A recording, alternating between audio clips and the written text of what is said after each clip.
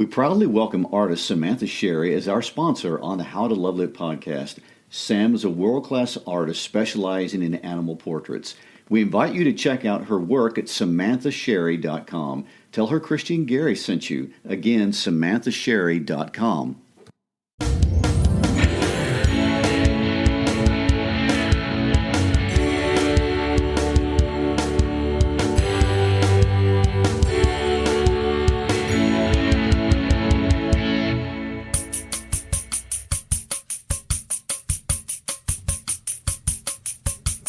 Hi, I'm Christy Shriver.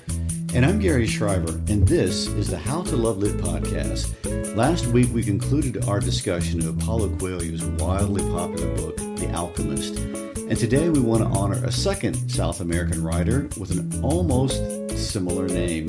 The Hispanic way of saying Paulo is Pablo, and of course the wildly popular Chilean poet Pablo Neruda. And what a character Pablo Neruda was, both as a writer but also as a political activist and what today we would call an influencer, although that word wasn't really around during his lifetime. He did have an expansive life, and his prolific writings, he did write more than anyone we've studied so far, are very interesting in many ways. Interestingly, his writing really, it kind of is a direct reflection of his wild and diversified life. People say, not just about him, but about a lot of people, that it's impossible to separate the person from the poetry. And in his case, there's really no point in trying. Pablo Neruda was born on July 12, 1904, and died on September 23, 1973. On the day he died, he was still working to publish no less than 8 books of poetry. He wanted to publish them on his 70th birthday along with his memoirs. So let's take a walk up into the mountains of Chile through the life of Pablo Neruda, which, by the way, was not his real name, his pen name, and his birth name was Neftali Ricardo Reyes Basualto. And the poems I want to highlight are not the complex, difficult ones, but the ones that I think are the most accessible and the most fun, and in my opinion, the ones that people enjoy the most, unless you count the erotic ones, but we're not going to go there. His odes, and there were actually 4 volumes of these things. That is a lot of odes. It is. And I hope we get a good working explanation of what an ode is here in just a minute. We'll give it to you. All right. Over the course of his life, he did live through an extreme amount of political change, and not just in South America. It seems that, to me, at one part, although clearly not only part of what people like about his work, is that he chronicled in poetry how he and millions going through these same adverse times felt about the many changes that were going on in the world. And a lot of that he witnessed firsthand. That's really true, but let's start from the beginning. He was born in a very small town down in the southern part of central Chile, and he stayed in this little town pretty much through his teenage years. Even as a child, he wrote a lot, and this was not well received by his family. But he actually, I think, was probably really good. And by 1921, he's age 17, he'd already won some literary prizes and had become a contributor to a literary journal, and had already adopted his pen name, Pablo Neruda. He moved to Santiago, and not too long after that, sold everything he had to publish this first little book of poetry that's called the Crepúsculo.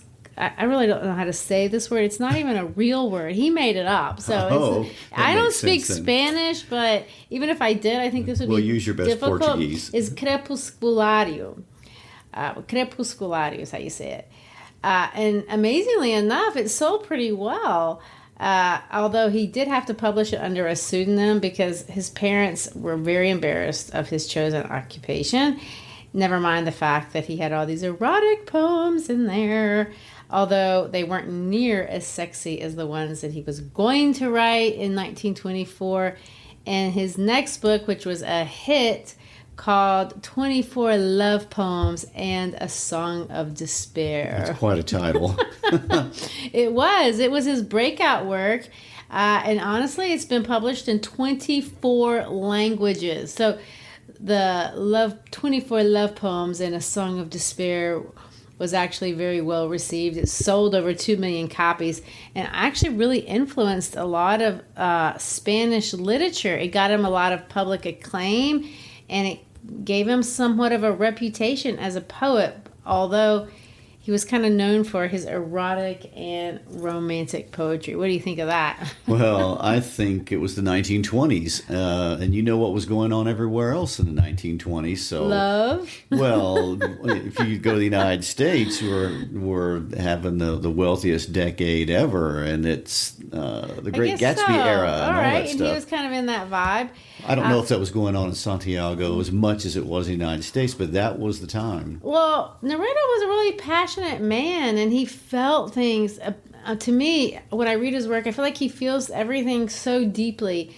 And in these poems, he's just this man desperate for the love of this woman, and he sees her disappearing from his life. And after 21 poems, he just arrives at this moment of utter despair. And the last poem, the one that's he says it's the love poems, and then the despair poem. The despair poem is just this vivid description of a woman's body, and she's equated to the earth, and there's passion, and there's sorrow, and there's loneliness, and all these metaphors, and it's goodbye, farewell. If you're interested, you're going to have to pursue it a little bit more deeply, because honestly, it's a little bit too hot for this podcast. Okay. Well, and I like what we're going to read anyway for this episode of the podcast, because I can understand it. True. Well, anyway, after his success in poetry, it was kind of a thing at the time in Chile. If you were a successful poet, you could get these political appointments, and that's what he wanted to do. So he got an honorary consul position. I don't know how important you are if your honorary consul position is to Burma. But, I mean, no disrespect to the Burmese, but that's where he went, and I don't even think he made any money at it. And then after his stint in Burma, he ended up in Sri Lanka. So it was a little bit difficult to live over there, and he wasn't making a lot of money, and it was a hard life. And so he did what all young men do when life is hard. Or when they're in Burma. Or if you're stuck in Burma with no money. He drank a lot and started skirt chasing. Oh, okay. He chased a lot of women. And one particular woman, Josie Blitz. What do you think of that name? That's an awesome name. So Josie Blitz, that's her real name. That's not his Bliss. Bliss. Mm-hmm. She fell madly in love with him and stalked him, even though I don't know that it was requited love. She actually followed him all the way from Burma to Sri Lanka and pursued him and all of these love poetry and all these love poems had something to do with her. Although it didn't go well because they turned from love poetry to depressed poetry. And she is a muse either way. Either way, he ends up publishing 3 poetry books of real modern, what we would call modern poetry at that time. They're really well received, but they're kind of depressing. He borrows a lot of techniques from the West. He loves Walt Whitman. You see a lot of that in his work. But what we really start to see in his style is he compares himself and he wants to write from the perspective of the common man. And this is a little bit like what we saw in Steinbeck and maybe even Langston Hughes. He wants to be viewed as a man of the people. Well, he becomes a real man of the people because he marries this chick he meets in Indonesia. They have a little bit of a love, but that is a little bit, that's the operative word there. It was okay. A little love. And then by 1934, he's done with her and he's landed himself in a job in Barcelona at the Chilean consul, where he's going to park out for a little bit and meet some people that are actually pretty important. He also has a daughter there.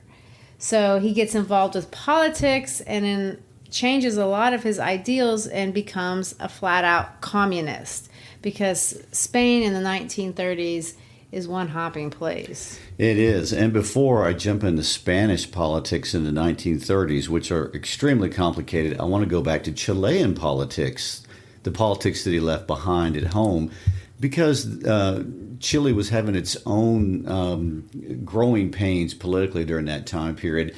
So by 1925, when Neruda is a young man, they had a new constitution in Chile that increased presidential powers, and it separated church and state.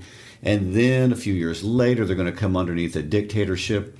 And then a few years after that, there are going to be communists and socialists and radicals that are trying to create all kind of new government programs and parties inside Chile. So anyway, there's a lot going on in Chilean politics to get him all stirred up. There are all those elements of communism and socialism, and there's even some fascism that's growing in Chile. And out of that political milieu, he is then going to go over to Spain. And while he's in Spain, oh my gosh, in the 1930s, if you know anything about Spanish history, very, very turbulent times. Spain was a political hotbed of Republicans and communists and anarchists and fascists. About every ism that was an ism during the 30s was existing in Spain during this time period. In 1931, Spain had become a republic, and it was the second Spanish republic, which meant they'd had one before that, and that had failed. They were on republic number 2. By the time we get to 1936, Neruda is out of the country, but all the forces that were prevalent when he was there in 1934 eventually are going to conflict and create the Spanish Civil War. And the Spanish Civil War is really pretty much regarded as the rehearsal or the precursor to World War II. The Germans were there, the Soviets were there, communists and fascists were clashing in the streets. And anyway, Madrid and Barcelona, the two major cities, Madrid in the west, Barcelona in the east, get dragged into all the political turmoil. And he's there right in the middle of all that while it's all brewing. Well, and I think he's kind of looking at it, and I'm going to take, this is my perspective, and I don't know how well I can speak to this, but he comes from Chile and he sees the powerful people and then the little people. Then he goes to the Far East and he sees the powerful people and the little people. Then he comes to Spain and he sees the powerful people and the little people. And in 1936, he has a really close friend, actually, Federico Garcia Lorca. He watches him get shot to death. I don't know if he physically watches, but he's there when his friend gets shot to death by Francisco Franco's troops. And it really alters the way that he looks at the world as a whole. And he writes a lot of political poetry and really tries to bring public opinion down to bear, not just on Franco, but this idea that, you know, people take advantage of other people. And I would like to point out that Franco is of the fascist groups in the Spanish Civil War. And I want to point out another thing, too, a similarity between his experience in Chile and Spain is that both those countries were in this transition of leaving monarchy and conservative concentrated power. And these countries were now in the experiment of dispersing power to the people. And as that happened, the people were creating competing political groups. So there's some similarity between the two countries. But I don't think he really even pays attention to the nuances of that. He just sees human suffering, because you're going to see that he's going to equate over the course, because he writes a lot of political poetry, he equates oppressors, be it from America, be it from corporations, be it from politicians, be it from radical leaders that are emerging like Franco. All of them are those people that want to own or control other people. And he kind of is going to always identify with that other person. Which is going to be the political stew that will lead him to become a communist. It's exactly what it does. Now, that's on his professional life, if you want to call it that, political life. Personally, you know, he's all wrapped up in he's got his erotic side for sure, and he's going to fall in love with another woman. He's going to actually have, I think, 3 big loves in his life. And so now we're on love number 2, Delia del Carril. They lived together and finally married, because she had this problem in that she was already married to somebody else. She had to divorce her husband, which she did in 1942. That was a big year for him because he gets married, but also his sweet little daughter from his first marriage dies of hydroencephalitis. So you have a lot of passion going on in his life. And he feels everything really deeply. He gets married. He has this death. There's this political turmoil. And in all of that, he decides to move back to South America. And you know what else is going on in 1942? Tell me. World War II. There is that. So it's a very complicated time. Well, he's going to jump out of the war because he's going to go to South America where, that's not the front. True. Yeah. Well, not the front. Most of the countries are not involved. That's true. And he's going to do a lot of exploration of South America, the continent, and the people thereof. And ultimately, that's going to be where he's going to write what I think has been really considered his masterpiece, if you want to think it that way. He writes this epic poem called the Canto General, and it's published in 1950. It's an epic poem about the entire continent of South America. It has 231 poems. Oh my. And I don't know if I can overstate how much this guy writes. I mean, he just writes and writes. Prolific. And writes. He is. It's political. It's historical because he loves that side of it. But he also has this other side. It's very passionate and he feels things very deeply. Some of the most famous parts, and I think, if you look up Pablo Neruda, part of the first thing that's probably going to jump out from Google is his writings about Machu Picchu. Because when he goes to Machu Picchu, he just, like everyone does, wow, he was in awe of the history. He's in awe of the architecture. He's in awe of the natural beauty. And he tries to write all this out in the epic poet form. And I would like to point out you two have been to Machu Picchu. That's true, but I didn't write an epic poem about it. But you did climb to the top and make it back. Well, anyway, his poem is metaphorical. He's going to compare America to a bride. But he's going to see this bride, and he starts out by looking at Machu Picchu, but he extrapolates it across the continent that's being raped by Europeans. And he's not going to consider it just to be like the conquistadores of the ancient days, but he's looking at it from, these corporations from America. He's talking about these dictators. So South America really has had a lot of turmoil over the years. They haven't had the stability like we have had in North America. Their transitions to democracy have been violent and people have difficult. Suffered. And he tries to explore all these and discuss the pains, but not to. So that's what you see in him. He's got all this pain, all this political stuff, but then you have the natural beauty and the common people, and he finds heroism in indigenous people, and he finds heroism in working people. And I have an excerpt I want to read because I think it kind of I haven't read anything that he's written so far, but kind of show a little bit what he's talking about. He says this, this is from the Canto General. When the trumpet sounded, everything was prepared on earth, and Jehovah divided the world among Coca-Cola Inc., Anaconda, Ford Motors, and other corporations. For the United Fruit Company Inc., the juiciest was reserved, the central coast of my land, the sweetest waste, and that's W-A-I-S-T, of America. So you take that excerpt. There's a lot of biblical language there. There's a lot of exalted language, but it's also super sarcastic, as he feels like, his people have suffered. Bottom line, that's where you go from there. So anyway, in 1949, a year before this particular book or this epic comes out, Neruda, who's been a member of the Senate and he is a communist, he's a declared communist, he gets in trouble. His mouth gets him in trouble, ironically, because he's defying the censorship laws of Chile. And not only does he get himself expelled from the Senate, but the Chilean government, who has declared communism illegal, goes after him. He's given this speech on the Senate floor called "I Accuse," and it's not well received again. And there he goes. He has to go into exile and flee for his life. But even during exile, what does he manage to do? Find true love again for the third time.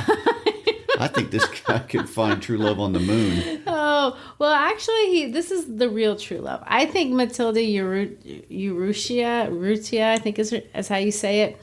She's going to be the real deal. She becomes a secret inspiration for him. He's still married to Del Cargill, so no judgment, but he's going to fall in love with Matilde, and there's a bit of a love triangle. He has to get out of this entanglement and get into this other relationship, and they have secret love for quite a while. And there's a movie called, if you're interested, The Postman, that came out in 1994. It was actually nominated for about 5 Academy Awards. That gives you all the details of this problem. Okay. But anyway, all that to say, in 1952, he's going to return to Chile. He divorces Del Carrillo, and he finally marries Eurytia. I really wish I could say that right. But by this time, he's super famous worldwide. He's got his erotic poems. He's got his depressing modernist poems. He's got the poems that he wrote during Madrid that were really Spanish and fancy and cryptic and symbolic and all the things that good writers are supposed to write. And then he comes out with this Canto General, which is these epic poems about Chile, and the world has taken note.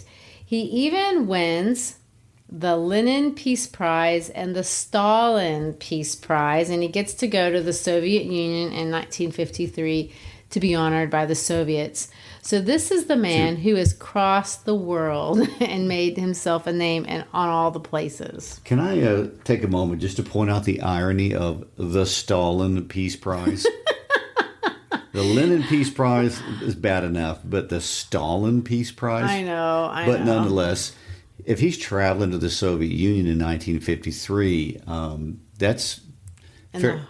Yeah, that's a huge commitment to communism. That's the height of the Cold War. I feel like he probably believes more in the communist ideals than Stalin does, because Neruda is a true believer. I mean, he really does believe in the common man, and he loves people. And I don't know that you can really say that about Stalin, but... Well, I'm also going to say this as far as communism goes. He was ahead of his time in Latin America. The surge of communism in Latin America will come later, so he was an early adopter. As he was in all things. And I do think part of his biggest influence is that he is an influencer. You know, he is on the front end on a lot of things. But anyway, we're going to get to the 1954, and this is the stuff that I'm interested in. He's going to come out with his odes. The first book is called the Odes Elementales in 1954. Then he's going to come out with the Nueva Odes Elementales. That means the new elemental odes in 1956. And then 1957, he's got this third book of odes. So there's 180 of these suckers all together. And then, in 1959, he publishes another book of odes, as well as a book that he's going to call 100 Love Sonnets to His Wife. He is a busy writer. He is. I think Eurytia was really, truly his true love. By the way, they're going to end up settling down. They move on this isolated island for the rest of their lives. Well, they don't stay on the island only for the rest of their lives, but they kind of huddle there a lot. He has a couple of other houses, but they really settle in. And, by the way, his dream of communism never comes true in Chile. Oh, no, and nor most places. Okay. Not even in his own life. I mean, he's kind of well-to-do. But what he wants to do, and I think his communism really boils down to what I see as the heart of his odes, is celebrating what is common, what is of the people, what is useful, and what is beautiful in simple things. And that's a very important point to make, and I'm glad you mentioned that, because as we get ready to talk about these odes, especially when we talk about some of the topics of these odes, you need to understand his understanding of what he's writing about. Right. Pushkin, the Russian poet, said that odes were the lowest form of poetry because they lacked a plan, and they were just a mere rapture, and they excluded some of the elements that he considered to be more refined. Pablo Neruda is not going to deny that, but he thinks that's what's good about him. Well, yeah, so Pushkin may be right, but guess what? Before Pablo Neruda starts writing all of his odes, he's already written massive volumes of other styles. And this is one of the styles he hasn't gotten to yet. Well, he kind of reminds me of Pablo Picasso. And I'm not going to say I know a lot about Pablo Picasso, but one thing I do know about him, and he's Spanish, and, Neruda likes the Spanish stuff, but he could do all the technical art. But what he loved to do was demonstrate his perspective on life kind of with more of a simple technique. And that's exactly what Neruda is going to refine in the latter part of his life. Yes. Now, let me tell you what an ode is. An ode, it's a literary technique. It's lyrical in nature. So, in other words, it's not narrative in nature. It's trying to express emotion. It's not very long. And generally, they're going to praise people, natural things, scenes, abstract ideas. So, they're kind of like a tribute to something. They come from the Greek. Originally, the Greeks used them as songs or chants. They're usually solemn and serious. A lot of times they have exalted or elevated language. Their tones and subject matters can be really formal. They had elaborate stanzas. Traditionally, you have really kind of three types, and this probably is more than you want to know about odes. This is already more than I ever knew about odes. You have the most common one is the Panderic Ode, and it basically is going to have three stanzas. You're going to have the strophe, the antistrophe, and the epode. And the bottom line is you're going to take something that you really, really like, and you're going to explain what's really great about it and kind of exalt it into something that should be praised. So what he does is takes what Neruda does, which is kind of a twist on the Greek form or even the English form of an ode, is he takes something that you wouldn't think was all that great, and he wants to show you what's great about it. So like he might talk about an onion and tell you what's great about an onion, or he may talk about a tomato and tell you what's great about a tomato, or talk about maize and tell you something that's really great about maize. And he's going to elevate it the same way that we would write an ode to something that is actually really, everyone knows is exalted. That's an interesting technique and an interesting point of view to even want to take. Right. So I've picked a couple that I just like. They're not, I don't know which ones are his most famous. I don't know if there is such a thing. If you say Google what are Neruda's most famous odes, you're going to get, 50, 60, 70, 100 different little things. Because I'm not sure there's a general consensus on that, like there might be with John Keats or William Wordsworth or some of these other guys that, are famous on the English side. But the one that I like is Ode to My Socks. I like it too. I liked it before I even read it, because if you can write a poem or an ode to your socks. I know, and and everyone loves socks, but they have kind of a bad rap for being stinky or whatever. Well, I think most people are indifferent to their footwear. They put them on and take them off without giving them much thought. And here's a learned man of letters who's going to take time out of his Nobel Prize winning life and tell us why socks are so awesome. Exactly. So what I want to do is I want to kind of read the poem to you, discuss it, just kind of overview of what he's trying to say, and then discuss kind of the context of his odes in general, and then read you a second one, and then which is even better than the socks. And then kind of let you explore from there. I think if I were going to give an assignment to classes, which I do a lot of times, writing odes is fun. People find something that you like and talk about why it's great, and find something that other people don't necessarily think is great and prove it to them. And that's kind of what he took on as a challenge 180 times. Well, honestly, I can see the art in that. If you can look at something extremely mundane and glorify it in lyrical form, that's a pretty considerable skill. Well, it is. And in Neruda's early works, he tried to write in this complicated meter, and he had all the symbolism and the abstract ideas and the complicated images. But he said, done with that. I'm a communist. I believe in the common man, so I'm going to write poetry that common people can understand and enjoy. So I wonder if communists love Ode to My Socks. I mean, Neruda would convince them that they are. Oh, well, let's find out why socks are so glorious. All right, let me read it to you. It says, Ode to My Socks. Now, one more thing. You have to remember that these aren't written in English. They're written in Spanish. So I'm not going to analyze it like the way that we would analyze something that was written in English because we don't have the nuances that you would expect. But he says this, Mara Mori brought me a pair of socks, which she knitted herself with her shepherd's hands. 2 socks, as soft as rabbits. I slipped my feet into them as if they were 2 cases knitted with threads of twilight and goatskin. Violent socks.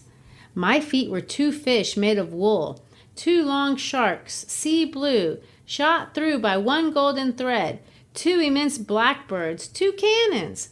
My feet were honored in this way by these heavenly socks. They were so handsome for the first time, my feet seemed to me unacceptable, like 2 decrepit firemen unworthy of that woven fire, of those glowing socks.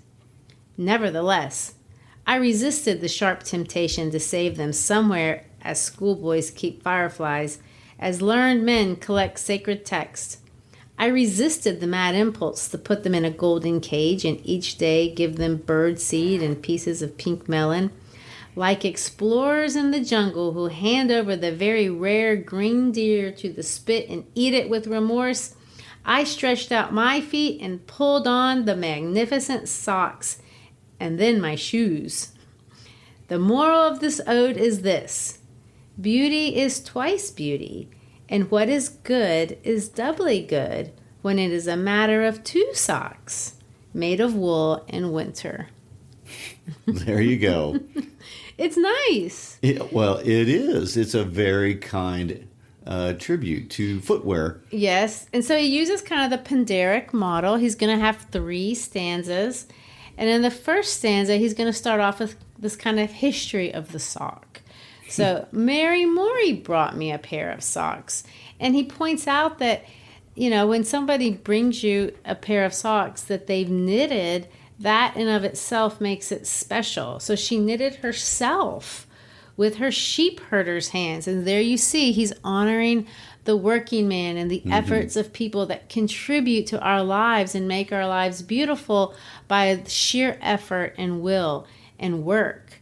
And so then, of course, there's a lot of similes and metaphors in here all throughout. And he's going to say 2 socks as soft as rabbits. And, of course, he's going to put his feet in them. And then he's going to compare them to twilight and goatskin. And he's going to call them violent. I don't know. I guess he's moving around. And you see this image. So he's looking at himself, put his feet in his sock. And he says, my feet were 2 fish. So you see them like swimming in the socks. 2 long sharks. And 2 immense blackbirds, 2 cannons. So all the things that you can look at your foot with a pair of socks and see. So it's very imaginative and it's fun. That's what these odes are meant to be. They're supposed to be fun. What do you think of when you look at your foot squirming in the sock? Well, these are all the things he's looked at, and he's going to call them heavenly socks. They're handsome. And then, of course, he's going to say, they were so handsome for the first time, my feet seemed to be unacceptable. So his feet, and of course, a lot of people say feet are weird looking.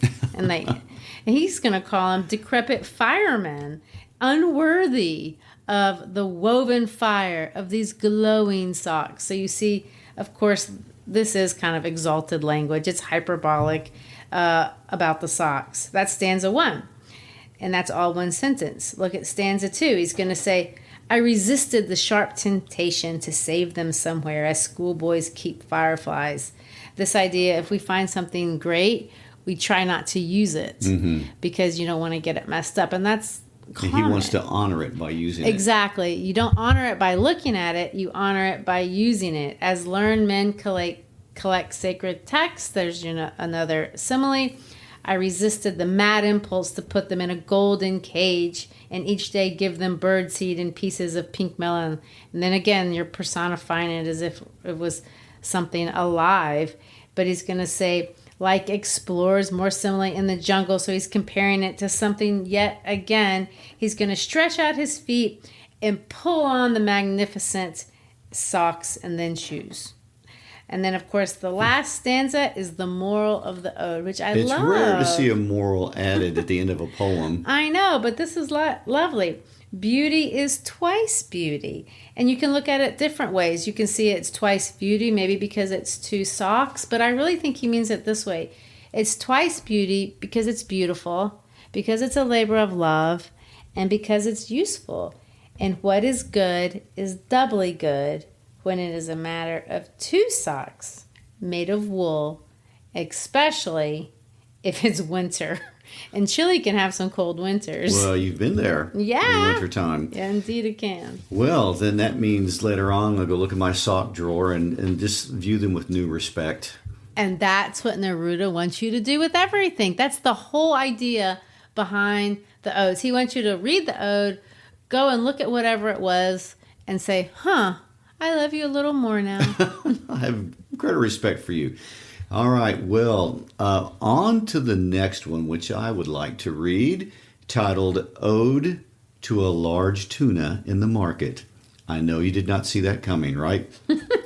So, before we read it, what do you think a large tuna in the market would look like? It's probably going to have its head and tail cut off. It's probably just going to be this filleted big part of the fish. How big do you think that is? Like, pretty good size. Couple pounds. I don't know. You take two hands to hold it. I'm imagining, having never bought fresh tuna in a market in Chile before, I couldn't tell you. But anyway, so here we go. Here, among the market vegetables, this torpedo from the ocean depths, a missile that swam, now lying in front of me, dead. Surrounded by the earth's green froth, these lettuces, bunches of carrots, only you live through the sea's truth, survive the unknown, the unfathomable darkness, the depths of the sea, the great abyss. Only you, varnished black pitch witness to that deepest night. Only you, dark bullet barreled from the depths, carrying only your one wound, but resurgent, always renewed, locked into the current, fins fletched like wings in the torrent, in the coursing of the underwater dark. Like a grieving arrow, sea javelin, a nerveless, oiled harpoon, dead in front of me, catapult king of my own ocean, once sappy as a sprung fir in the green turmoil, once seed to sea quake, tidal wave now simply dead remains. In the whole market, yours was the only shape left with purpose or direction. In this jumbled ruin of nature, you are a solitary man of war among these frail vegetables. Your flanks and prow, black and slippery, as if you were still a well-oiled ship of the wind, the only true machine of the sea, unflawed, undefiled, navigating now the waters of death. Again, you see kind of the same thing. He sees a fish at the market, and he's going to go, what are you like? You used to be something. Yeah, you're kind of like a bullet, a swimming projectile. But there you are, sitting among lettuce and carrots and grapes and all those things, and you're dead. I mean, and he keeps coming back. He talks about the grandness of your life, and then he ends the stanzas with "you're dead." Yeah, so it's the beauty of the tuna juxtaposed against the fact that it's dead. The one thing I want to point out about this one, if you could look at this, and if you go to our website, we're going to have PDFs of these poems. They're not written in sentence form, like all the way across. There's like one or two words on each line with lots of commas, and they're very vertical. My copy, it takes 2 pages, and but there's only like 3 sentences in the whole thing. Mm-hmm. So he plays around with the way that it physically looks on the page, and he does this with other things. He makes arrows out of words and goes across the page, and he sprawls, and he wants to use a lot of deliberate, simple syntax, because he kind of thinks, and he even says this, that it's the simplicity and the transparency and meaning that's going to make it fun. And he wants the odes to be fun. Actually, as he got older and older, you see his poetry getting simpler and simpler and simpler. He wants the person that's reading it to have an open and playful mind and not have a preconceived idea about what a poem, oh, I'm going to read a poem. When we say that, then you expect to be immediately confused. He doesn't want that to be the case. He actually says this, and I'm going to quote him. He says this, I want everything to have a handle. I want everything to be a cup or a tool. I want people to enter a hardware store through the door of my odes. So what does that mean? It means that you're going to be able to grasp it. You're going to be able to walk around, pick up plain things, hold on to them, and point it out. And that's what's great about it. He talks about potatoes and bricklayers and craniums, and he's just going to say what's great about every single thing, what's fun, what's great, what's playful, what's good in the world. All right, well, those are the odes. After the odes, he is going to write a lot of biographical, personal, political. I mean, the man writes until he's out of this world. He literally truly does. On the day of his death, still collecting works. In 1971, he receives the Nobel Prize. By 1973, he's got cancer. He's bedridden, but he still is writing. And of course, in September of 1973, Pinochet is going to take over Chile as dictator, and this really breaks Neruda's heart. You're right. His communist dreams are not going to come to fruition. So 12 days later, I mean, he dies of cancer, but people say he also died of kind of heartbreak. He dies. His house is ransacked by the Pinochet people, and of course, his books are published posthumously and continue to sell well. Well, there you go. We have been introduced to Tuna and socks. And Neruda.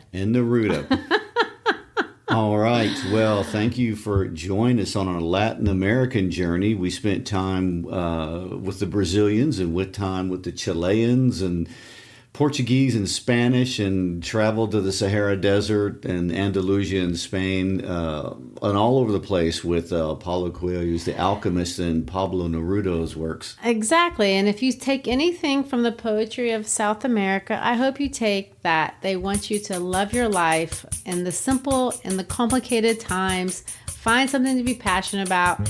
Find something to love. That's South America. That's great. It's a great summary and a great lesson. Well, again, thanks for being with us. We hope you've enjoyed what we talked about today. We'd like to invite you to be our friend on Facebook. Check us out on our Instagram page. And as we always like to say, go to our howtolovelitpodcast.com page. There are teaching materials there. There are links to the poems that we talk about and all kinds of other useful information for people who want to learn more and they need more literature in their lives. Thanks for being with us. Peace out.